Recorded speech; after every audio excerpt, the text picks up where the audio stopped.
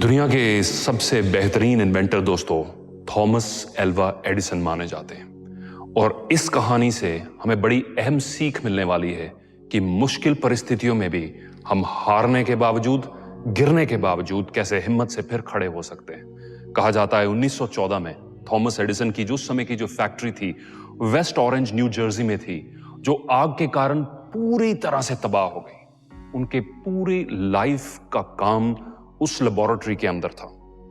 Damage $2 million से भी exceed किया, पर इंश्योरेंस से ज्यादा पैसे नहीं मिले। कहा जाता है सिर्फ $2,38,000 जो है उसकी इंश्योरेंस हुई थी, क्योंकि उस समय वो बिल्डिंग कंक्रीट की बनी थी और ये कहा जाता था कि कंक्रीट को आग नहीं लग सकती, पर उसके अंदर जो हर तरीके की चीज थी उसकी वैल्यू काफी थी और सब कुछ आग से तहस नहस हो रहा था दिसंबर की उस रात को। इनका बेटा चार्ल्स ये आग जलती हुई देखकर जब अपने पिता के पास पहुंचा तो उससे सहा नहीं गया। बहुत दुख हुआ उसके मन में।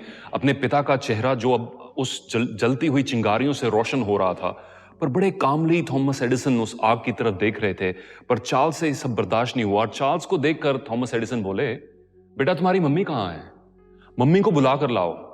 ऐसा नजारा उसने अपनी पूरी लाइफ में ना पहले देखा होगा ना फिर कभी देखेंगी। तो इस कैजुअल एटीट्यूड को देखकर चार्ल्स थोड़ा हैरान हो गए और अगली सुबह जब एडिसन उठकर जलकर राख हुई अपनी लेबोरेटरी की जो भी बाकी जो भी बच गया था उसको देख रहे थे, ये सोच के उन्होंने अपनी वाइफ को बोला, don't worry, there is great value in disaster. उनकी क्या थॉट थी, क्या रिएक्शन था? There is great value in disaster, all our mistakes are burned up now, we can start all over again, we should be thankful to God। ये कहानी persistence goes the distance gym claimer की book से है। उनकी final statement इतनी powerful है कि मैं एक बार फिर से रिपीट कर देना चाहता हूं।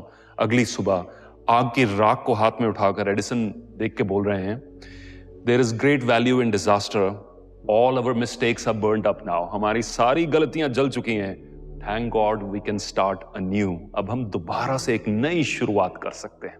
सोचिए कैसी होगी सोच इस व्यक्ति की कि 3 हफ्ते बाद Edison manage to deliver a brand new invention which was the phonograph. सब कुछ जलकर तहस नहस खत्म होने के बाद फिर से ये उठा और 3 हफ्ते में एक नया पेटेंट फाइल किया। That was for a brand new phonograph. तो जिम क्लेमर की ये कहानी persistence goes the distance book में से आपके साथ शेयर की और चंद कुछ विचार आपके साथ शेयर करना चाहता हूं, क्योंकि इस समय हम सभी लोग एक मुश्किल टाइम से गुजर रहे हैं आर्थिक तौर से, एंड कोविड-19 और लॉकडाउन की सिचुएशन से काफी लोगों पर इंपैक्ट हुआ है। हो सकता है आप विदेश गए थे बड़ी उम्मीद के साथ, बड़ी एक्सपेक्टेशंस के साथ, आपको वापस आना पड़ा हो सकता है आपका प्लान, जिंदगी का जो प्लान आपने बनाया था वो रुक गया हो, वो थम गया हो।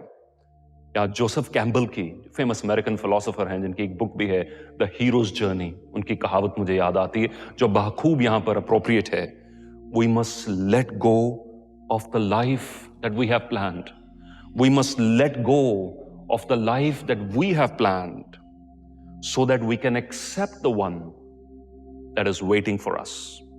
Joseph Campbell, we must let go of the life that we have planned so that we can accept the life that is now waiting for us।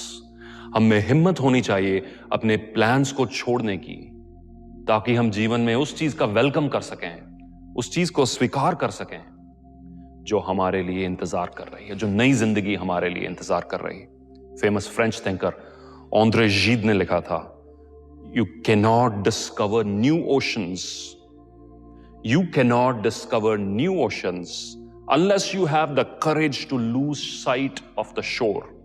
2007 में जब मैं यूके में था और यूके से वापस आने का प्लान बन रहा था, मैं भी कुछ ऐसी स्थिति से गुजरा।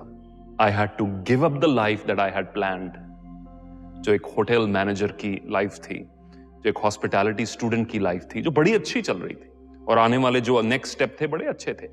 बट ये जो नई जिंदगी जो आपके रूबरू मैं एज ए मोटिवेशनल स्पीकर आज हूं, ये नई जिंदगी की शुरुआत तब तक ना होती if I did not have the courage to let go of the life that I had planned in order to welcome the life that was waiting for me। So अपने plans को लेकर ज्यादा rigid मत हों। मैं सभी young students को, सभी यंग प्रोफेशनल्स को, एंटरप्रेन्योर्स को यही मैसेज देता हूं, हर चीज अपने वक्त पर सही जगह पर टिक जाती है और सब ठीक हो जाता है, बट हमारे टाइम टेबल पर नहीं। खुद अपने टाइम टेबल कोई और बना रहा है और उसमें बड़ा राज छुपा हुआ है, इसलिए उस टाइम टेबल को एक्सेप्ट करें एंड प्लान्स को लेकर रिजिड मत हों। अगर आप एक रास्ते पर चल रहे थे और उसके आगे दीवार आ गई और यू टर्न लेना पड़ा, शायद उस यू टर्न लेने के बाद ही आपको अपनी लाइफ का सबसे बेहतरीन नजारा मिलने वाला है और सबसे बेहतरीन डेस्टिनेशन मिलने वाली है। Hope you enjoy this short little story. Thank you for watching. Bye bye.